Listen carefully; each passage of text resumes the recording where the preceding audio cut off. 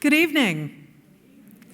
I'm Siobhan Quinn. I'm the director of the Cultural Arts Center here at Montgomery College, and on behalf of Dr. Pollard, our college president, and Dr. Stewart, our vice president and provost of this campus, I welcome you to tonight's event.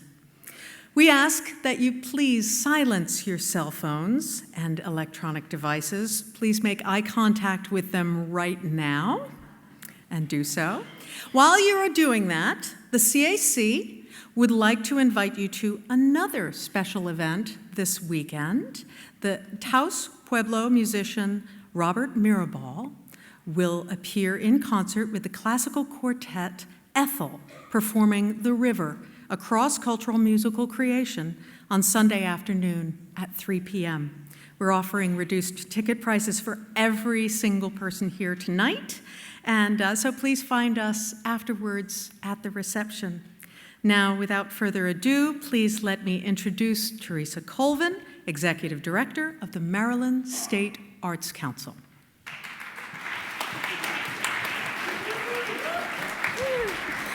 Hello, good evening.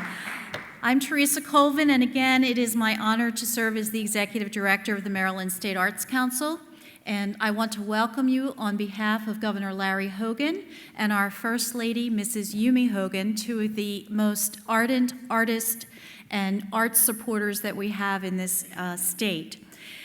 I also want to take a moment, since it is indeed Veterans Day, for us to just take a moment to honor and recognize those who have served our country. And it is because of their sacrifices that we are able to enjoy the many, many blessings of liberty that we are able to. So thank you to all of our veterans.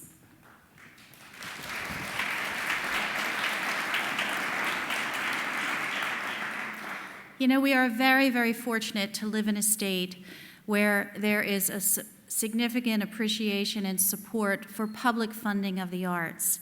And it is because of that that we are so extremely proud at the Maryland State Arts Council to be the home of the nation's longest-running state folklife program.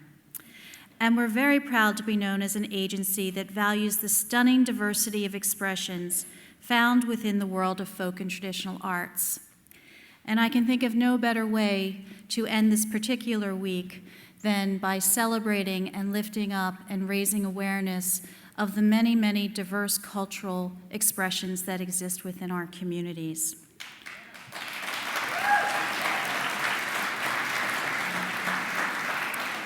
So we are thrilled to be here with each of you tonight, you who truly value the traditional arts and understand their vital importance in building and maintaining community. Before we get started, there are a few folks that I too would like to acknowledge, some special guests tonight. And their participation has made Maryland a welcoming and thriving place for folk and traditional arts. So I want to start by thanking the counselors, both past and present, of the Maryland State Arts Council who are with us tonight. I want to recognize Dr. Elaine F., our Elaine, a lifelong champion of Maryland folklife and co-founder of the Maryland Traditions Program.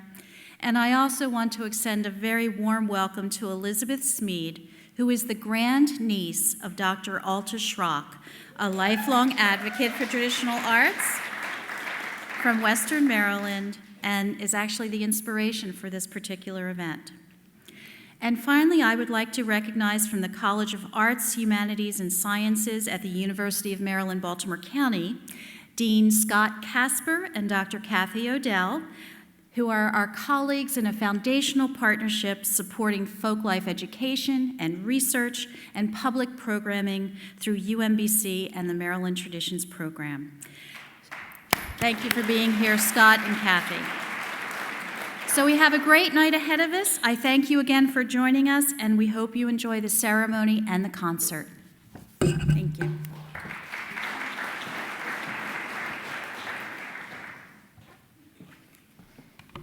Good evening. I'm Chad Buterbaugh. I'm the director of Maryland Traditions, the folklife program of the Maryland State Arts Council.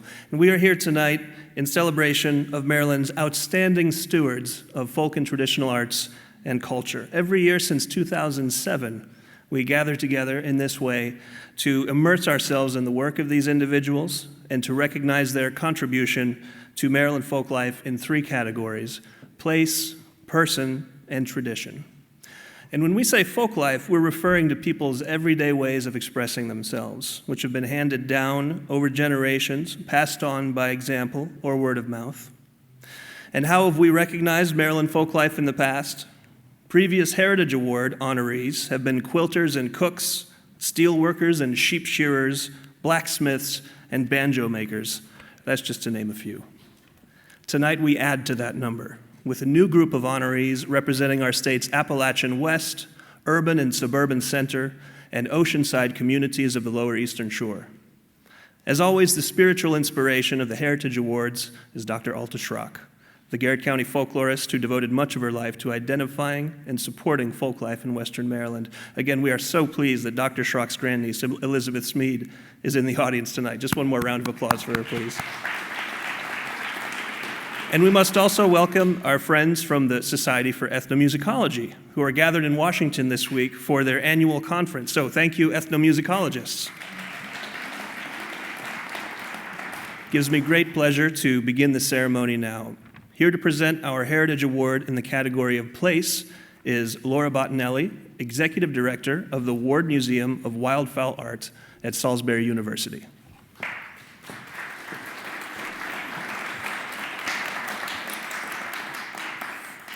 Good evening, everyone. For 124 summers, Marylanders and travelers alike have been drawn to a place in pursuit of the purest emotions, joy and amusement. The art of play has been mastered over generations at Trimpers Rides and Amusements in Ocean City, Maryland.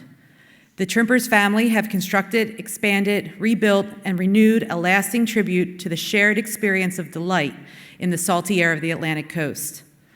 Located on the historic Ocean City Boardwalk since 1893, Trimpers has been a destination for generations of families and friends seeking fellowship through fun.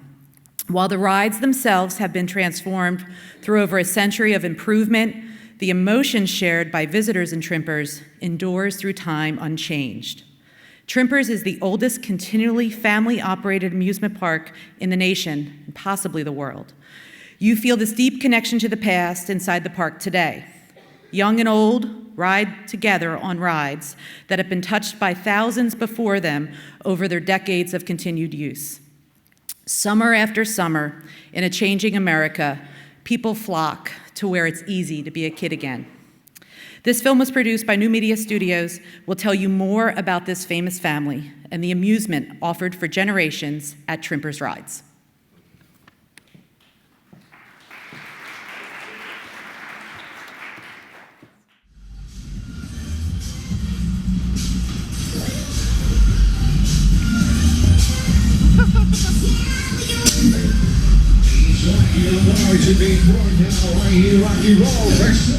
I'm Stephanie Trimper Lewis. I'm a fourth generation Trimper here in Ocean City. We're standing inside the amusement park now that my great-grandfather started in 1890 when he came from Baltimore. I've worked here my whole life from age 10 selling tickets until now. I have 4 children that work here, and along with my nephews and nieces and sister and brother, and so it's just a family tradition to work here as well as an honor. My great-grandfather and grandmother came from Baltimore. They were German immigrants. They had a bar in Baltimore, the Silver Dollar Saloon, and they came and visited in Ocean City in the early days and loved it. And so they decided to pack up their family, dogs, everything, and move to Ocean City. And Ocean City was very, very quiet at that time. There were not very many businesses, very few homes. It was difficult to get over here. And I can just imagine that he just saw the possibilities in the place. And it really created the whole entertainment section of the boardwalk, and actually was one of the original people that actually put the boards out each night and took them in. I think one of the more remarkable things that has carried into the family today is a tenacity. There were many, many storms that caused all these hotels to be blown down. And he had to rebuild again and again, and he did. And that not giving up on Ocean City, not giving up on his dreams, I think was one of the qualities that, like I say, the family has today of what more can we do? What can we add? They bought one of the old hotels here, the Seabright, and eventually added another hotel. And then when I guess my grandfather was bored with that, he started to add entertainment venues. I remember my father telling me about on the boardwalk there used to be a giant alligator viewing pad that you could see, along with a roller rink and things that are long gone now. The grandest ride that he bought was our 1912 Herschel Spillman Carousel. It's a menagerie carousel in that it's not just horses, it's all different kinds of animals. And one mythical animal, we have a sea monster. The rest of them are goats and giraffe and zebras and also dogs and cats and pigs. And it's one of the longest operating in the same place. It's just a beautiful piece of art. American immigrants coming here, part of America, a true American story. My grandfather added different kiddie rides in the 1920s and 30s. And in the 1960s, my father decided to add outdoor rides. In the 80s, we got our roller coaster, the Tidal Wave, which was a big deal then, and we still have it running today. This is the oldest family operating amusement park in the entire world. It's important because they're keeping on a family tradition of joy and fun and smiles and happiness, which you very rarely find in this day and age. You can come in here, you can be a big kid, you can be a little kid, you can play a game, win a prize, ride a ride, have some screams, laugh, pop balloons, run around like a little kid and just be yourself. Daniel Trimper, his wife, and his family came here with just a dream. And this is what their dream became. 124 years later, this is what their dream became, and it's still here. Trimpers is sort of a magical place. Something about it just sticks with you. A lot of the family members were born and raised here, but there's a lot of us that have come here and it's got into us as well, and I'm confess to being one of those. I've worked here for on and off about 20 years, yeah. Fell in love and stayed. In love with the park, that is. I've been here for 22 years, and I've literally seen 2 and 3 generations since I've been here. It's a legacy and a tradition that would literally be lost and would probably not only hurt my heart, but a lot of other people. This is the core of downtown. This is the core of the boardwalk. This is why you come to the boardwalk, is to see the twinkling lights and hear the kids laughing and the screams. The amazing part of Trimpers is that we constantly get emails and letters about how people are bringing their grandchildren to ride rides that they rode when they were children. So it means so much to the families that we're here because it's tradition to them. The letters and all that we get are so heartfelt. It's really cool how through the years people just still love it. If Trimpers was to close, Oh my God, please don't ever say that. If Trimpers were to ever close, I believe a part of the world would be lost, to be honest. Because you have to think, if this is the oldest family operating amusement park in the world, they must be doing something right.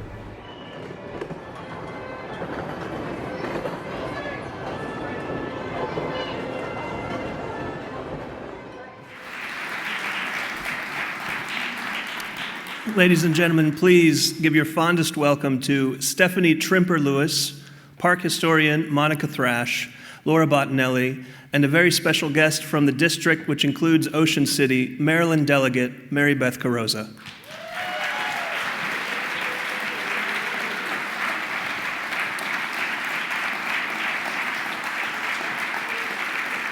Delegate Carrozza, I believe you have a few words.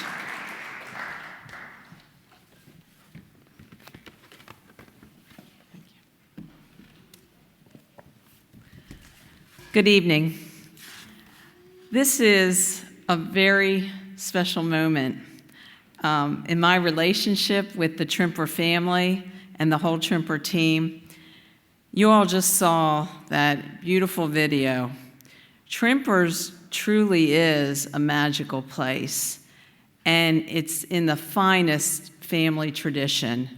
This is a family that from the very beginning, when you saw Stephanie's great-grandparents, saw the potential of the joy in Ocean City and building a family business and taking it from those two hotels, one of those hotels being the Windsor Lake Castle, and then the vision of the rides.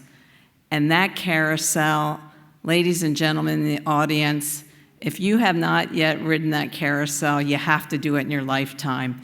And I can tell you, as somebody who spends a lot of time on Ocean City's boardwalk as a storyteller, as well as my official delegate's hat, we have families that truly come back year after year and specifically come back to Trimpers, to the carousel, and I think some even to ride one of the horses in Stephanie's mother's name, Forever Joanne. And so not only is this something that we can be proud of in Ocean City and in the state of Maryland, we truly have a national treasure here.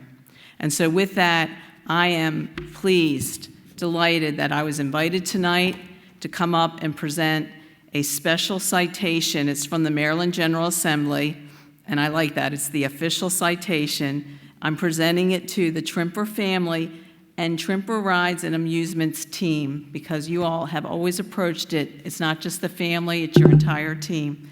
And it's in recognition of receiving a 2016 Maryland Traditions Heritage Award in the Place category. The nation's oldest family-owned amusement park, Trimpers, is a place where Marylanders and Americans have been making meaningful memories for generations, and that will continue, ladies and gentlemen. With that, I present this to Stephanie Trimper, to all the Trimper family, and the whole Trimper team.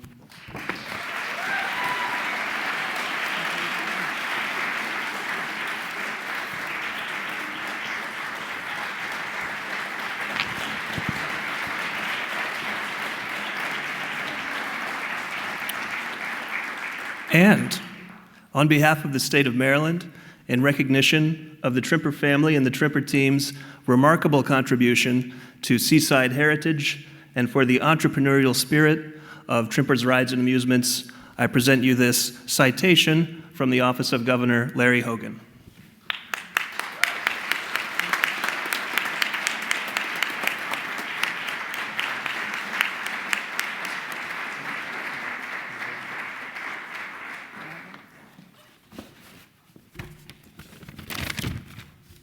On behalf of the fourth and fifth generations of the Trimper family, I would like to thank the Maryland State Arts Council, as well as my friend, Delegate Mary Beth Carrozza, tonight for honoring us.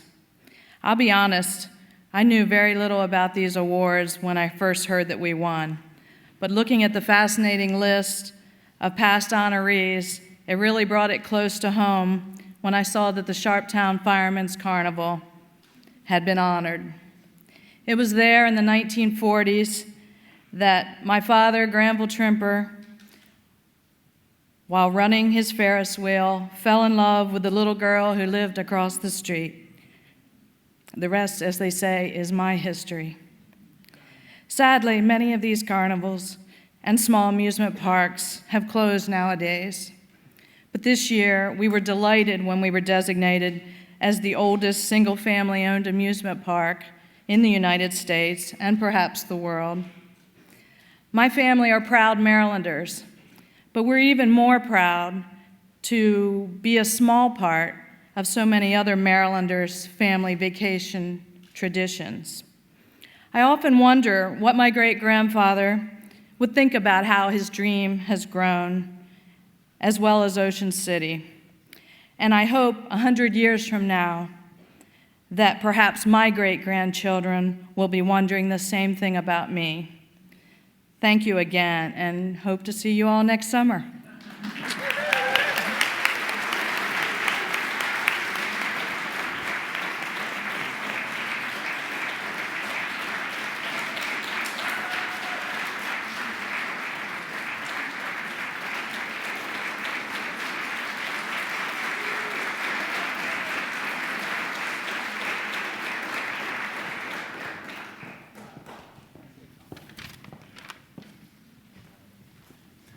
You know, I posted on Facebook earlier this week that Trimper's Rides would be receiving this award tonight, and within a few minutes, somebody posted the following comment.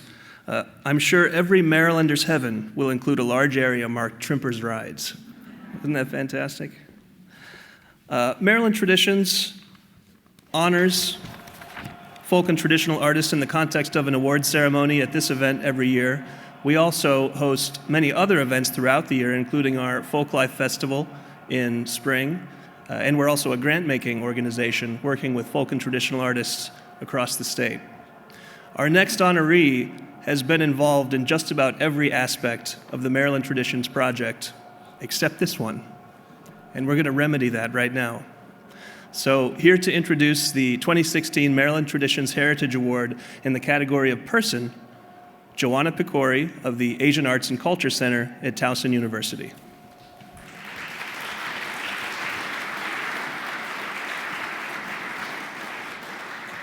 Good evening, everybody. I'm honored to introduce tonight's awardee in the category of Person, Cambodian master musician, Chum Ngak. I also have had the privilege of being Chum Ngak's student since 1996. And with that comes another honor, performing with him here tonight, which is why I get to wear this wonderful Cambodian traditional attire. Chum Ngak is a leading bearer of Cambodian music traditions in the United States and also well-known as an extraordinary artist among his peers in Cambodia. In 1975, the Khmer Rouge cut short Chum Ngak's promising career. Incredibly, Chum Ngak survived 4 years of terror, in part because of his musical abilities. At one time, he befriended a Khmer Rouge leader who was a musician. They played music together every night.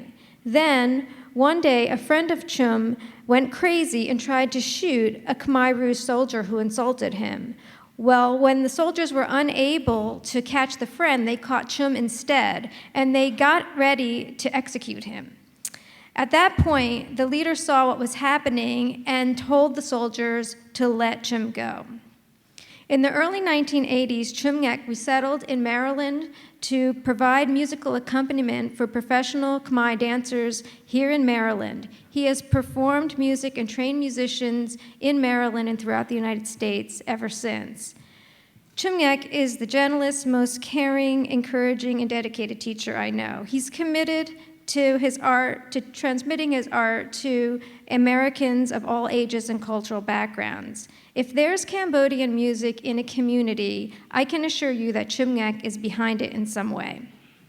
Despite the many challenges in his life and his incredibly busy schedule, Chum Ngak never tires of sharing his music with others.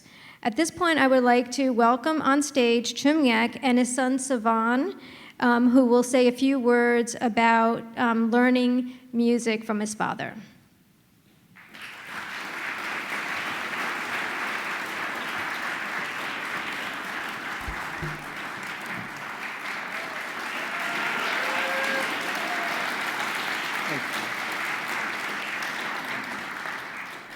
Good evening, ladies and gentlemen. My name is Savan Chum, Master Chum Ngak's son. On behalf of our family, we want to thank the Maryland State Arts Council for awarding my father the Maryland Traditions Heritage Award this year. We are so proud of everything my dad have accomplished since migrating to the United States in 1982. Music literally saved his life during the Khmer Rouge regime. And because of that, it made him very strong. And he would continue to share his music with the world. Since he became a recipient of the Blessed Snow Max Award as part of his recognition as a National Endowment for the Arts National Heritage Fellow, he has continued to work hard and dedicate himself to the Cambodian community across the nation to promote and keep Cambodian traditional music alive. I also want to take this opportunity to thank my father for passing along his tradition and love of music on to me and my sister Savath, and hopefully to his grandchildren as well. You have taught us a great deal, and we appreciate everything you have done for us and the community. You are truly an amazing father and musician, and you are one of a kind in this lifetime. And it is an honor to call you Dad. Thank you.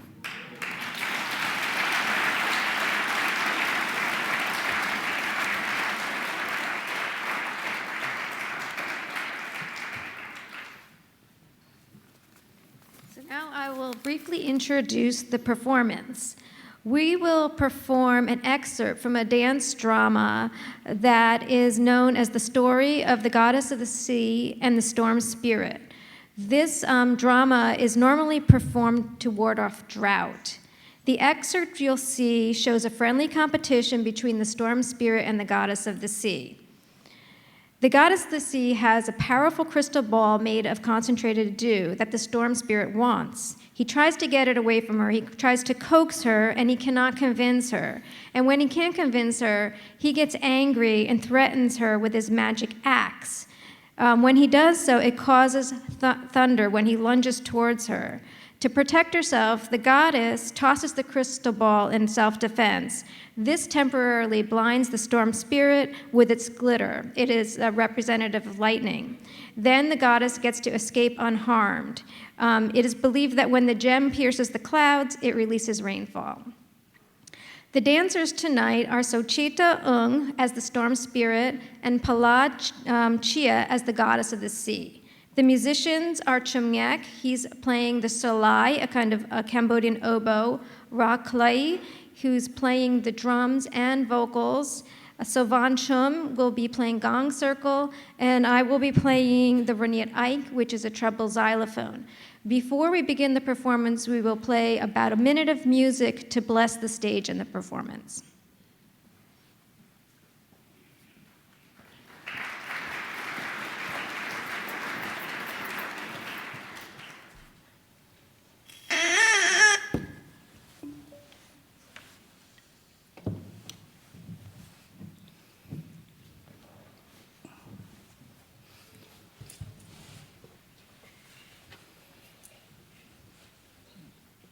Ready?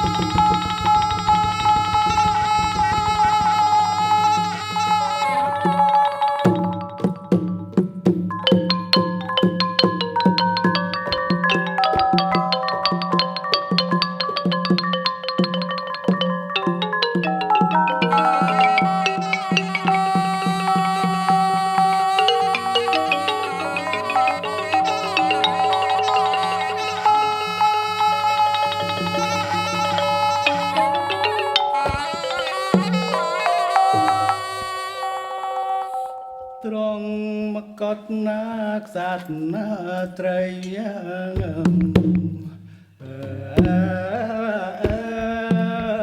មកនេះរត់ពេលពត់ណាពីចិត្តណា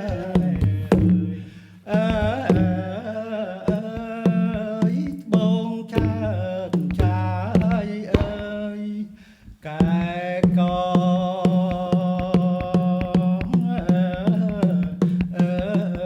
កាន់កែ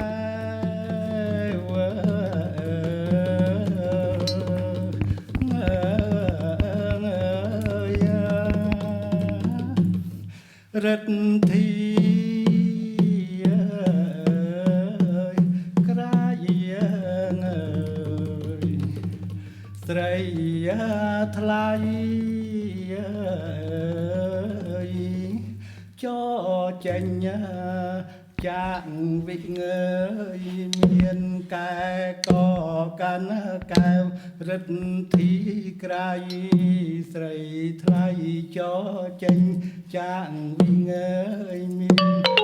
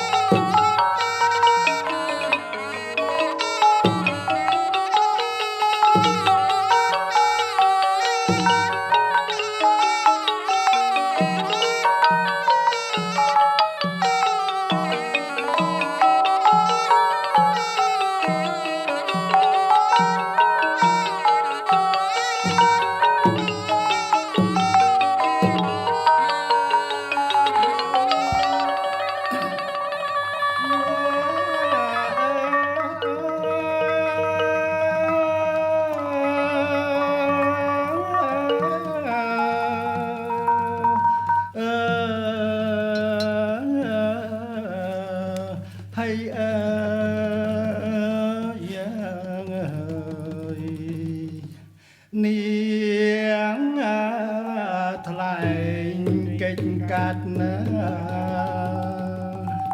ឆ្វាត់ជ្រៀលវិលវាលជាវង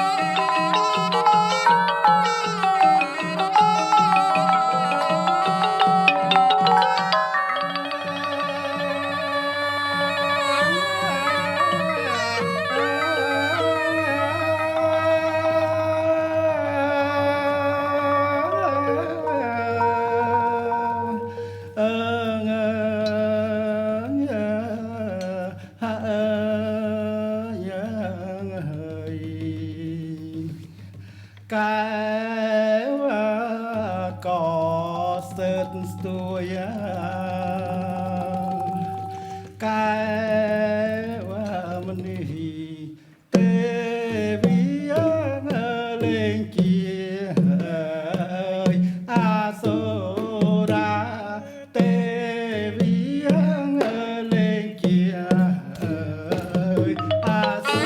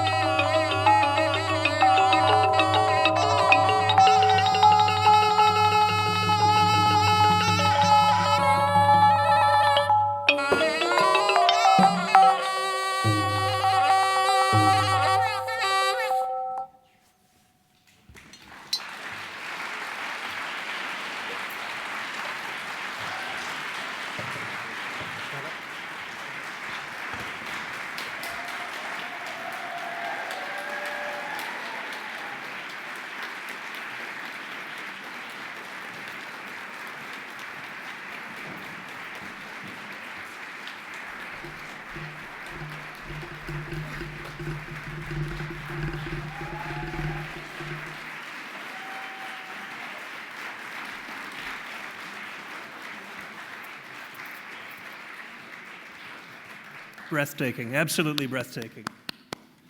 I'd like to invite Master Chum, Sovan, and Joanna to the podium now.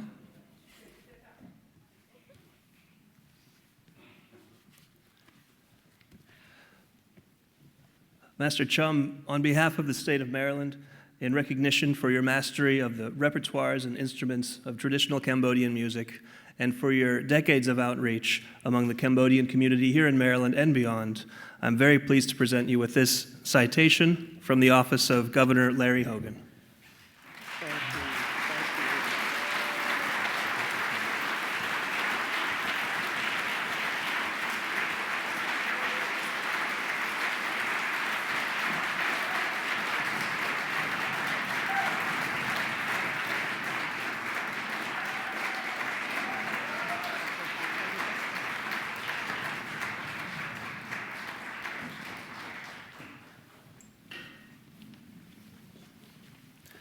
What a truly harrowing story behind the traditional music and dance that you just witnessed. It's been wonderful to work with Master Chum and his family in recent months, and we're so pleased too that he's brought such a strong contingent of family and friends here tonight. Give yourselves a hand for coming in support. We move now from one family practice to another. Our third Heritage Award tonight is in the category of tradition, and part of the reason that we give awards in this category is to remind folks that tradition is not necessarily something that's stuck in the past. It's something that's still with us. These are the forms of folk life that were practiced by our ancestors from decades or maybe even centuries ago, but which are still with us today in our own lives. So I'd like to invite you now to travel west to the hills of Appalachia in Maryland's westernmost counties to speak about the tradition of maple syrup making. And to tell you a little more about that, Dr. Kara Rogers Thomas from Frostburg State University.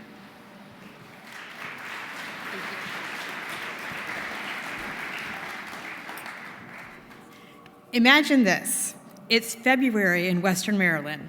A foot of snow is on the ground, and the nights are cold, but the daytime temps is just above freezing, and the promise of spring is in the air as the winter freeze begins to show signs of a coming thaw. In Maryland's mountain region, it's time to tap for sap. The season for making maple syrup has arrived. Maple syrup production has a rich history in Western Maryland, where operations perhaps numbered in the hundreds at one time. Today, only a handful of those remain, with the Stoyer family of Oakland and Leo Shinholt of Corriganville, some of the few producers remaining to keep the tradition alive there. From mid to late February through early April, when sap runs best, making maple syrup becomes a way of life for the Stoyer and Shinholt families, both of which have been at it for more than 3 decades. In early spring, the sugar camp becomes the hub of social activity for both. Family and friends gather nightly to share stories, trade gossip, and socialize while the sap is boiled down to produce the syrup. Tonight, we're here with Leo Shinholt of S&S Maple Camp, Kay Stoyer and her daughter Jessica with the Stoyer Brothers Maple Syrup, to honor their role in preserving this tradition. We're going to begin by showing a short clip from a film documenting the Stoyer family. Like many other maple syrup producers, the Stoyers' business is a family enterprise. Uncles, cousins, nieces all help out. Each year, the extended Stoyer family strings 20 miles of tubing through 65 acres of woods. 40,000 gallons of maple sap trickle through the labyrinth of tubes and hoses.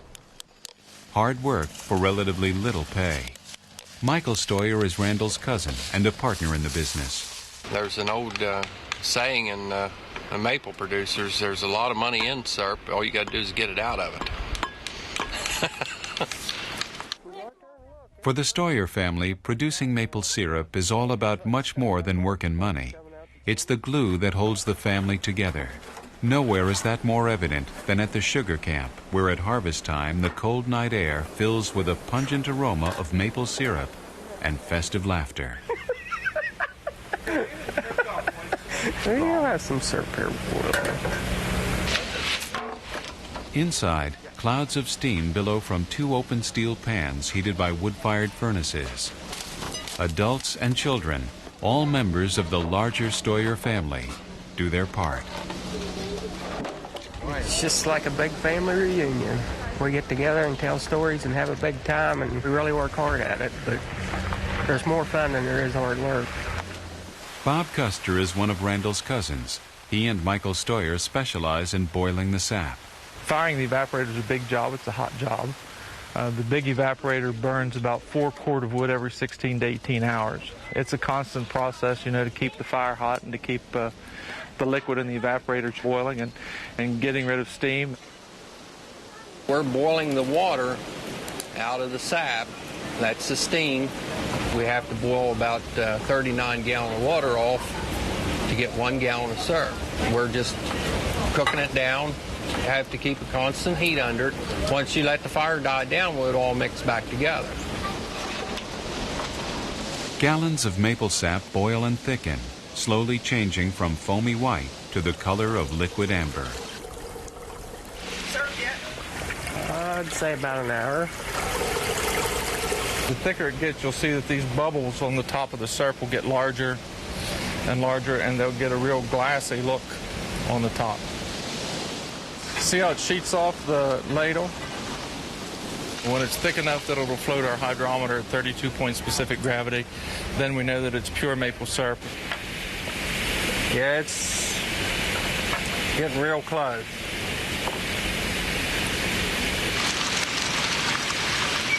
It's just a little bit on the heavy side, so I'm going to thin it down just a little bit.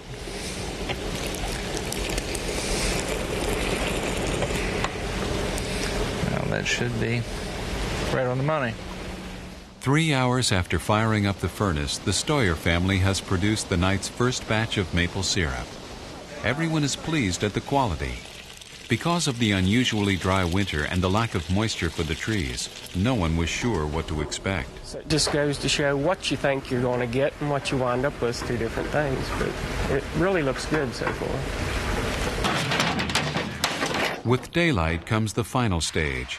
After being filtered, the maple syrup is poured into vats. Randall's mother, Evelyn, and Kay, along with 2 of her nieces, bottled the syrup in containers.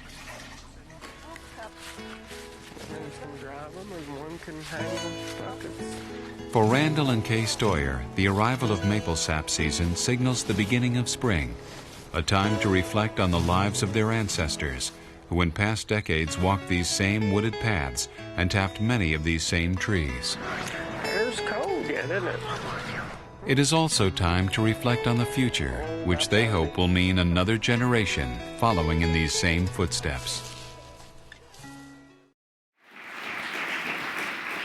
And we're going to welcome to the stage now Kay and Jessica Stoyer and Mr. Leo Chenault.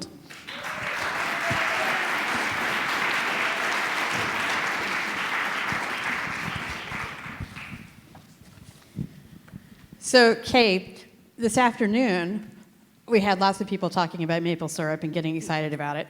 And one of the questions that came up was, how on earth did they figure out how this worked? And you said, I've got a story for that. So what's your story you can share with us? My story is that they say that an Indian chief, he come home for lunch, threw his tomahawk onto the tree, happened to be a maple tree, and when he came back out, he took that tomahawk out. There happened to be a trough for a bucket or something sitting at the bottom of the tree. His wife came out later to picked up that bucket, went and boiled it to make in preparing another meal, and saw that it was sweet water, made it on down into syrup, and that's how it all began. The rest Whether is that's true, I don't know, but that's how it all began. We'll take it.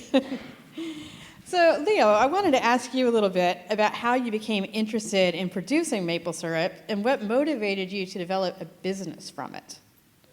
Well, how I become interested, my grandfather took me to visit with my... Can you speak into the microphone? Thank you. Yeah.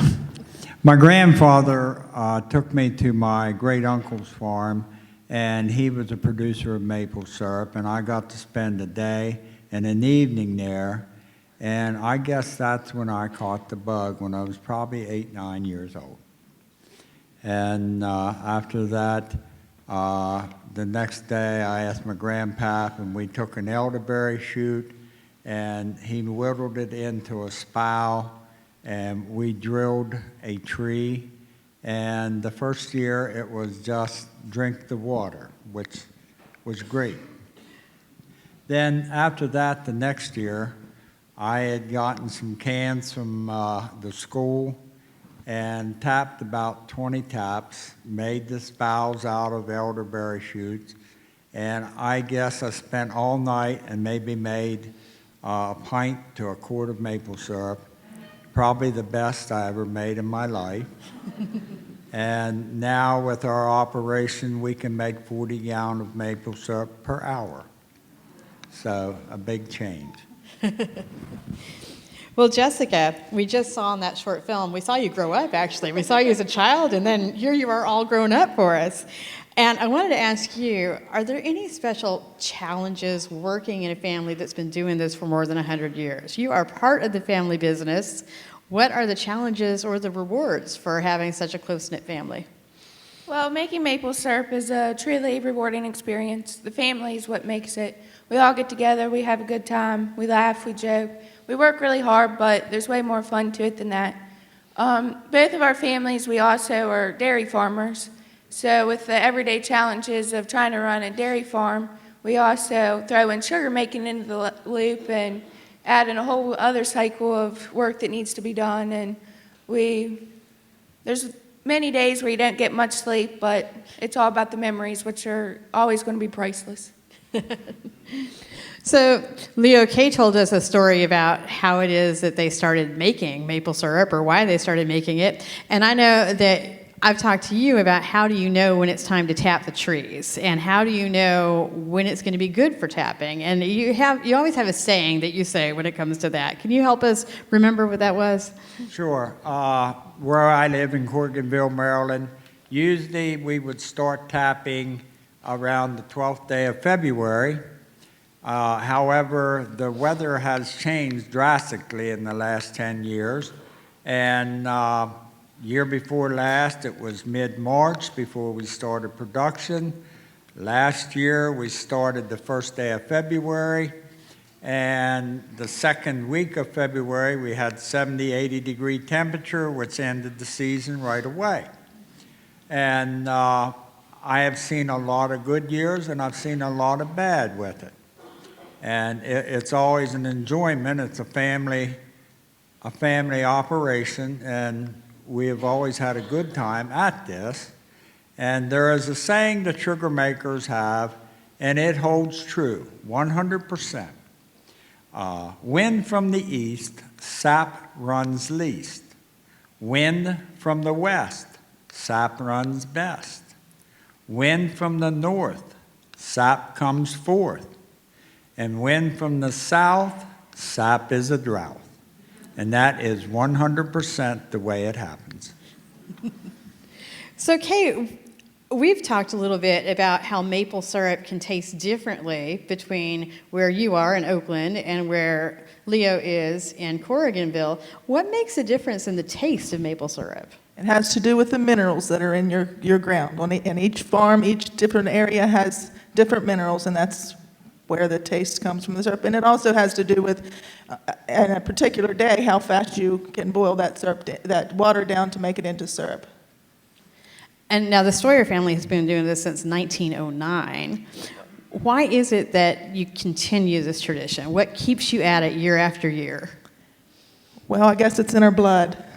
But it is one of those things, one of those family traditions that once you've started into it, actually I married into the family, but once you start into making maple syrup, it's something that does get into your blood, and I guess we're just too crazy right now to stop. Hope to keep it up for our children are enjoying it, and hopefully our grandchildren someday also. That's wonderful. And the last question, and this is for any or all of you, what is a use for maple syrup that people might not know about? We all know we can eat it on our pancakes, but what are other uses of maple syrup? You use it for everything. Barbecue sauce is probably our favorite. We mix maple syrup with barbecue sauce, like half and half or not quite, depending on how sweet you want it. Put it on pulled pork or anything like that. You can't beat it.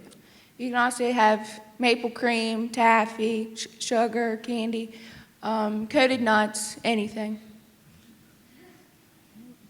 Well, I'll tell you, I think we could probably stay here all night and listen to them tell us stories about maple syrup. But we are going to have the Stoyer family, after the reception or during the reception, they're going to have some syrup and other types of items, maple syrup items for sale. And they're also going to have some demonstrations showing you how they've made the transition from using buckets primarily and going to tubing, which a lot of maple syrup producers use today. So make sure to find them during the reception and let them do a little show and tell. So thank you all so much for this tonight.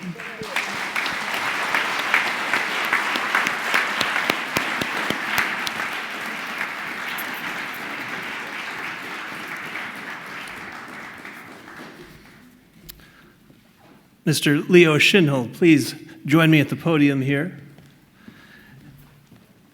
Mr. Schinhold, on behalf of the state of Maryland, in recognition for your decades of involvement with S&S Maple Camp and maple syrup harvesting in Allegheny County, I am very pleased to present you this citation from Governor Larry Hogan.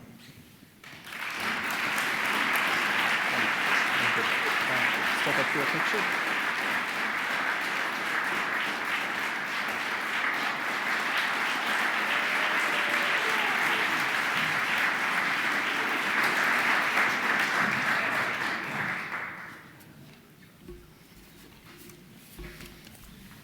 And Kay and Jessica Stoyer, please join me.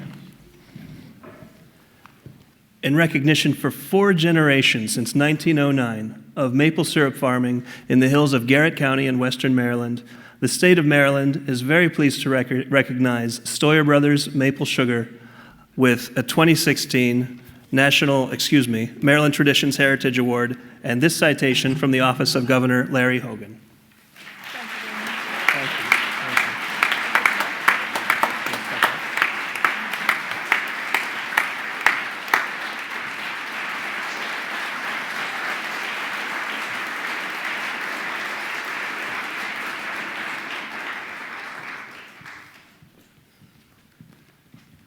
So folks, we have reached the end of our Maryland Traditions Heritage Awards for our 3 honorees, Trimpers Rides and Amusements, Master Chum Nyek, and the Stoyer and Chinholt families of Western Maryland. Can we hear it just one more time?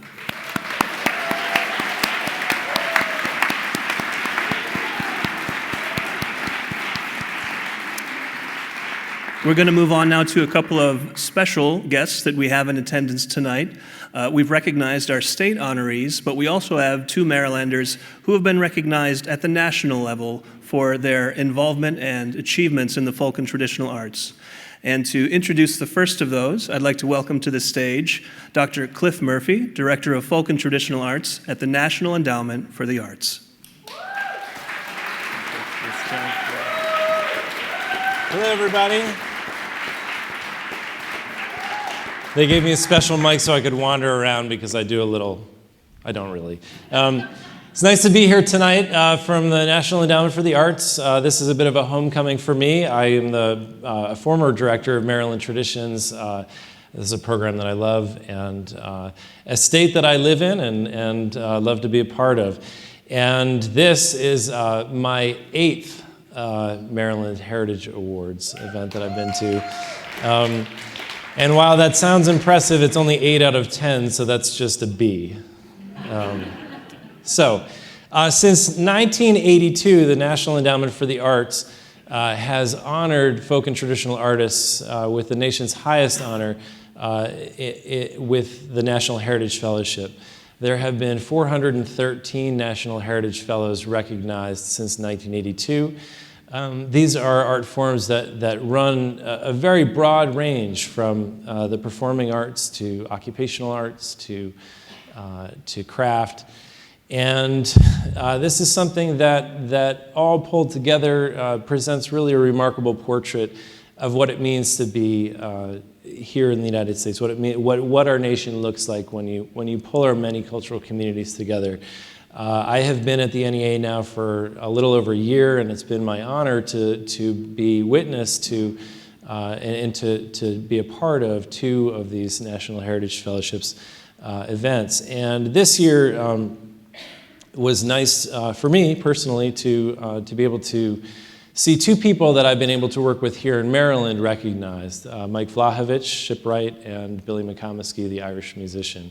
And also, I have to say that that it is incredible tonight to be here while we all celebrate Chum Nyek, who received the National Heritage Fellowship in 2007. So let's put it together for all of that. So we got a little bad news, which is that the venue tonight is landlocked, and so we aren't able to bring Mike Vlahovic in on by water. But if you would please put your hands together for Mr. Mike Vlahovic from St. Michael's, Maryland, 2016 National Heritage Fellow. Thank you, Cliff. Congratulations, Mike. Now, I've known Mike since 2008, and so one of the things we're going to do here is I'm going to ask him some questions, but he's going to look at you because I've heard all this stuff before. Right. I'm just kidding, Mike. Now, Mike, you are originally from Washington State? That's correct. Yes. Born in Tacoma, Washington? 1950. That's right, July 2nd, 1950. All Yes, right. Yes. And now you grew up, you're celebrating an anniversary this year, is that correct? I am. In 1966, I went to sea for the first time as part of the commercial fishing culture that I grew up in. So it's been 50 years since I first began my work in maritime traditional arts. The first 4 or 5 years was as a fisherman, and then in the early 1970s, after I developed a love for old, rotten fishing boats, believe it or not, I picked up some of the skills that were needed to restore them, eventually building some new boats. And so I guess I've been doing boats for 46 years now. Some people consider me a master at it. I'll take their word for it. Yeah, we were talking earlier about how there are many of us who have never had that term applied to us, and so that must be kind of both a funny feeling and a real incredible honor. I would imagine. Yes. It is. I mean, especially when others recognize that in you. You know, I'm not sure I ever considered myself as a master necessarily, until others, for instance, when skipjack captains on the Chesapeake Bay come to me now and say, "Oh, please don't retire! Please don't retire!" We need you, you know, to master any craft, for me anyway, I went through a series of phases. In the beginning, you know, a novice, learning, listening, observing to other masters at work, copying their techniques that I liked. And then there were the years where I had to practice those techniques. And it was so important for me to build a beautiful boat. So I was really into the art. To fitting wood, to designing something that I felt was beautiful. But after mastering the skills, it became second nature to me, and it allowed me to start to use those skills for other things, to work within cultures that needed my skill. Most of my work is done on working vessels in commercial fishing communities, Alaska, Washington, Virginia, Maryland, most recently some in Croatia, actually. And so boat building and boat restoration, although it's very important to me, the fact that it helps sustain a culture that I grew up in, a culture that I'm familiar with, that's actually become even more important to me now than fitting two pieces of wood together. I enjoy them both, but there's so much more meaning to what I do now. We were talking earlier, I was joking, but actually not really.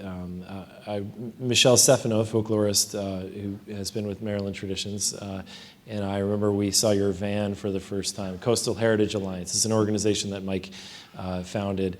And it says, "Saving what matters." And I remember we were like, "Ooh, that's cool." I mean, we were jealous. And but that phrase also, I think, says a lot about you're clearly working with more than just boats. Yes, you are indeed saving these vessels from rotting. But what is what matters? Well, obviously, everyone has to make that decision themselves on what's really important. And I guess what I would, like to impart, the importance of dedicating yourself to saving what matters to you, and that's what I impart to the apprentices that I teach. My last batch of apprentices were prison inmates from Eastern Correctional Facility on the Eastern Shore. So there's the opportunity to add value, to take it beyond the tangible object, the product that I can produce, that I have produced, and really take it into the sort of the intangible cultural benefits, if you will, in doing this trade. So, yeah, that's Saving What Matters is huge, and it just continues to grow of what matters to me. And this is not easy work. Yes, this is something that I know that. I mean, you lost a finger this past year. Yeah. Doing this, Yeah. and it's been interesting to kind of walk alongside you, at least for a short period of time on this journey. I know that with the National Heritage Fellowship, you've felt some sense of rededication towards saving what matters. And where do you go next? Not retirement, although my there we go. My joints are telling me to not touch another skipjack, but I have a feeling I won't be able to say no when I'm approached. It's been very important to me the last 10, 15 years to pass on my skills, so I will continue to teach. I tell myself and I tell others that I don't want to take any of my knowledge to the grave. I'm going to plant it here in other people as best I can. So,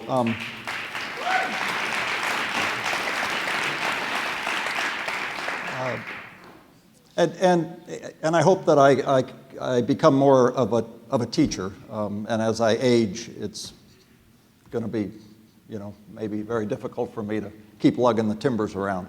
But you're kind of bringing this full circle in some ways. Your parents were from Croatia, and yes. And you're headed back that way. Yes. Yes. I spent a good part of the summer in Croatia. Most of the time was in the village that my father was born in, and my grandfathers and my father and aunts and uncles brought maritime skills, maritime culture to America 70, 80 years ago. And so I inherited that directly from them, and in many ways directly from Croatian culture. And so now I want to transfer that back. I view it as making this big circle.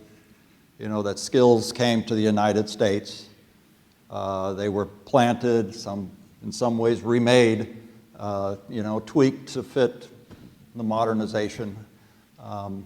But now Croatia is struggling to maintain their maritime heritage. And so it's right and it's fitting for me to return and give that back. So there's plans to develop a boat building school. There are plans to bring Croatian college students to America and learn about the kind of heritage tourism that I provide on our organization's historic vessel in the North Pacific coast. In fact, in 2 weeks, I go back to Croatia to do skill demonstrations. The skill demonstrations that I've been doing for Maryland Traditions, called ship's caulking, for several years in Maryland, in Washington. I'm bringing the tools back to Croatia to do skill demonstrations at a festival in the village of Komija on the island of Vis. So, sounds pretty good. Croatia announced my NEA award in the newspaper before anything came out in the media in America. And they even put me on Good Morning Croatia. Oh, wow. All right. That's great news. Well, Mike, on behalf of the National Endowment for the Arts, I'd just like to say congratulations on receiving the 2016 National Heritage Fellowship. And as a Marylander, thank you for everything that you've done for the people of this state. Thank you. It's a pleasure to know you. Cliff, thank you so very much. All right.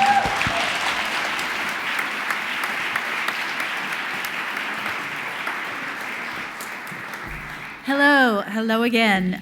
Are you enjoying the evening so far? Good, very good. Well, before we go on to our featured concert, we just want to take a few minutes to thank some partners. We certainly want to thank Siobhan Quinn, Chris Campanella, and the entire staff here at the Montgomery College Cultural Arts Center for this venue. And we certainly want to thank our production partners, the National Council for the Traditional Arts. A big thank you to Amy Mills and Ben Tunglin for their coordination of this evening's events. Thank you very much. And we're going to go off script a little bit here. There's one more important thank you that we wanted to share tonight, and I beg your indulgence. We talk about Maryland traditions. There's a lot of talk tonight about family, but we also consider Maryland Traditions, this program, to be about family.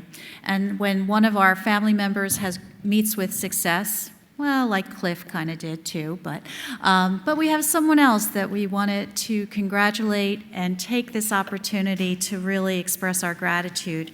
And many of you know Dr. Michelle Stefano is the new Folklife Specialist at the American Folklife Center.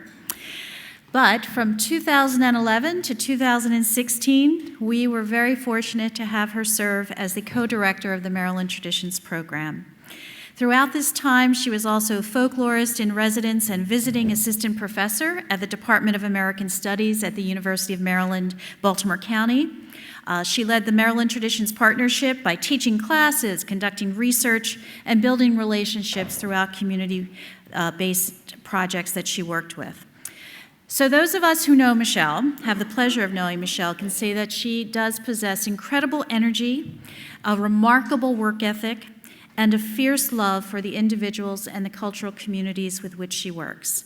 So Michelle, I know you're here with us tonight. If you wouldn't mind, if you would please join me on stage, we would like to express our gratitude to you. You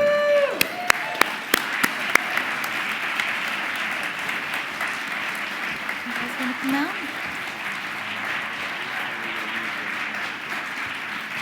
Come on down, come on down. Here she comes. She did not know this was happening.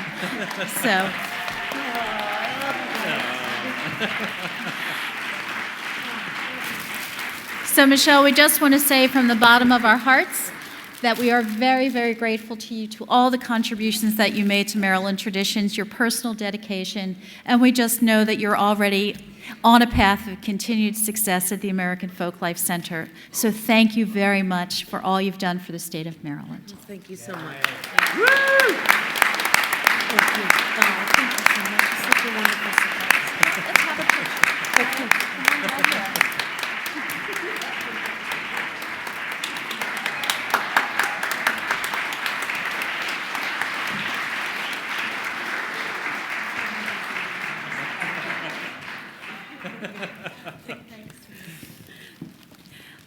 All right, and now to introduce our concert, I would like to welcome to the stage Julia Olin, Executive Director for the National Council for Traditional Arts. Thank you.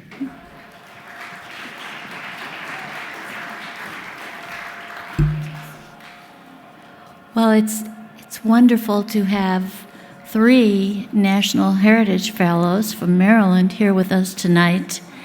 And you met 2 of them already. But there's this other guy, this guy from Baltimore, who also was a recipient this year. As many of you know, the National Heritage Fellowship is the highest honor that the nation bestows upon folk and traditional artists. And when the panelists are reviewing the nominations, they look for a cluster of things, really. They look for artistic excellence. They look at how the individual has been a carrier of culture and a link to the future, how they have been a teacher and an innovator within tradition, and how do they represent their community.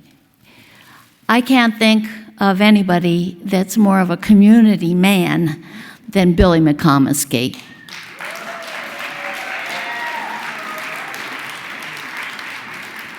He is beloved by anyone who has ever met him or heard him play music. He was born in Brooklyn and into a family that loved music.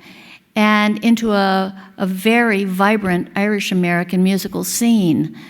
When he was 14, he met the great Sean McGlynn, a wonderful box player in the East Galway style. He was about 14, and he said it was like a horse had kicked him in the head. And I guess that might explain a few things. And it just, he tipped over, and instead of out carousing and partying, he's sitting in the corner with Sean, working on his fingerings and his phrasings. He went crazy for music. In the 1970s, he came down to Washington and formed a really legendary group called the Irish Tradition with fiddler Brendan Muldahill and guitarist Andy O'Brien. They were a fixture at the Dubliner and famous throughout the region. In the 80s, he went on to become an All-Ireland champion, both as a soloist and in a duo setting with Brendan. He moved to Baltimore after he met his wife Annie, and has been the glue that holds that musical community together since that time.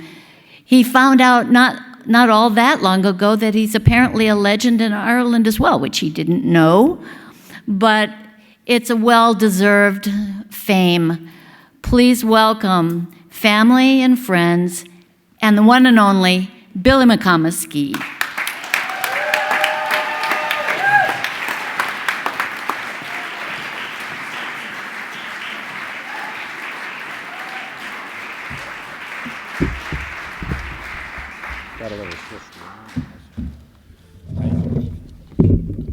It's just such a pleasure to sit here with the likes of these players. It's just a wonderful thing. It was just wonderful to bear witness to this. Watch these guys become the musicians that they are. But we'll get to that later. We're going to start with two jigs.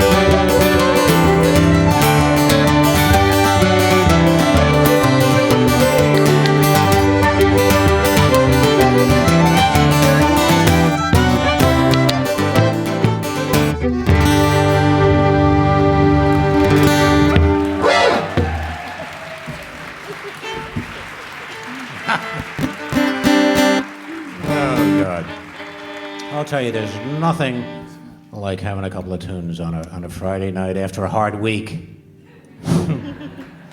So that was two jigs there. Tobin's jig is the name of the first one. Actually, Brendan Mulvihill and I got to record that tune on our very first record. It was just a record called Catchin' the Tune. Lou Thompson, who lived in town, Lou and his wife Peggy had invited me down. They came up to the Bronx, and they invited me down to play a couple of tunes at a Cayley, dance down here. And I remember getting off the plane at National Airport, and I couldn't believe how beautiful it is down here. I just loved it. And we drove up along the Potomac, and it was just, wow. It was just so great. It was just such a great thing.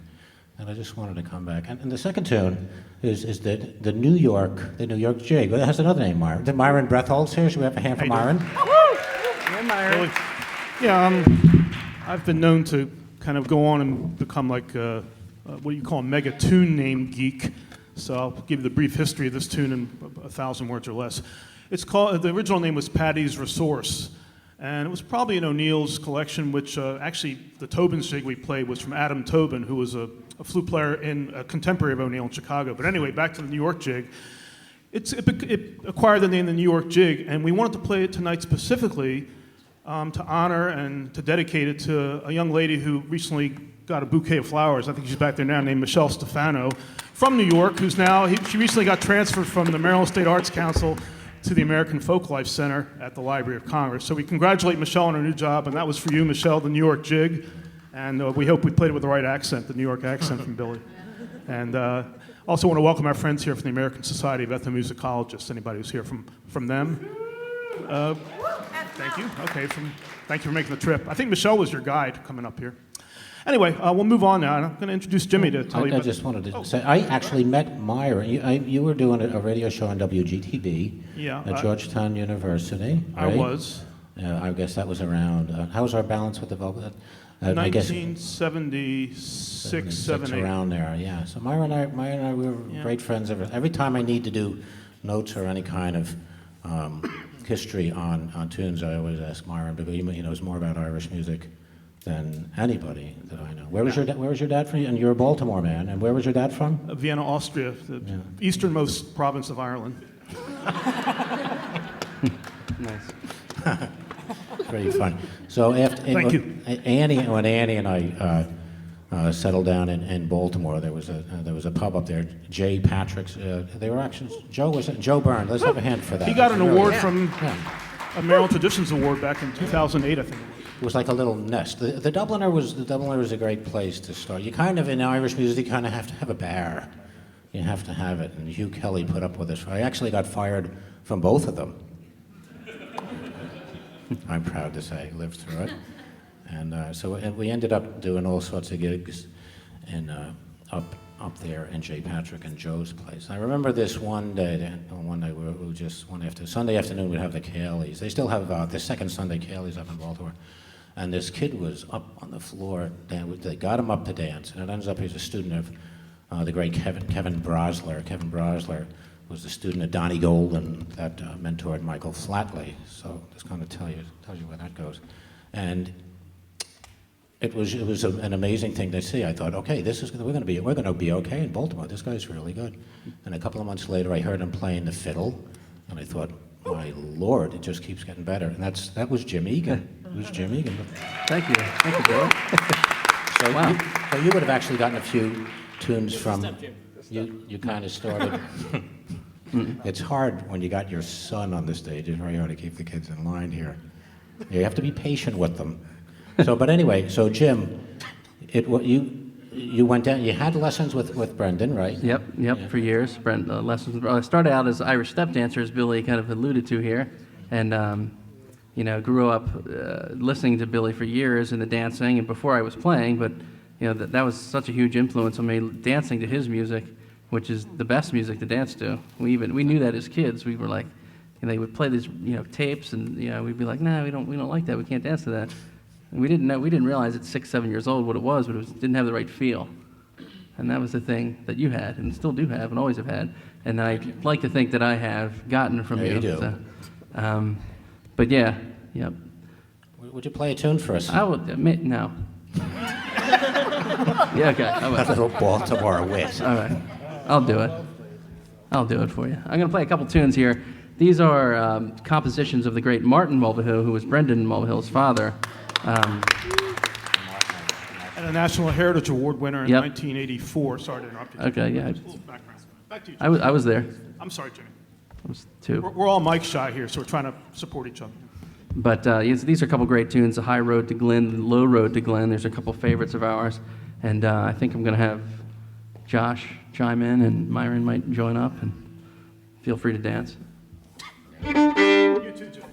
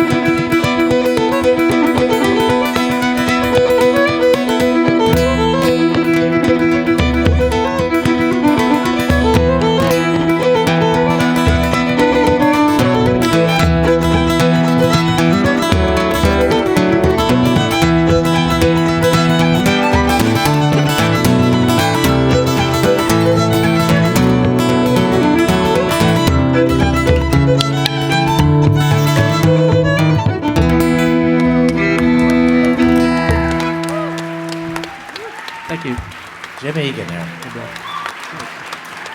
Myron, thank you. Thank you.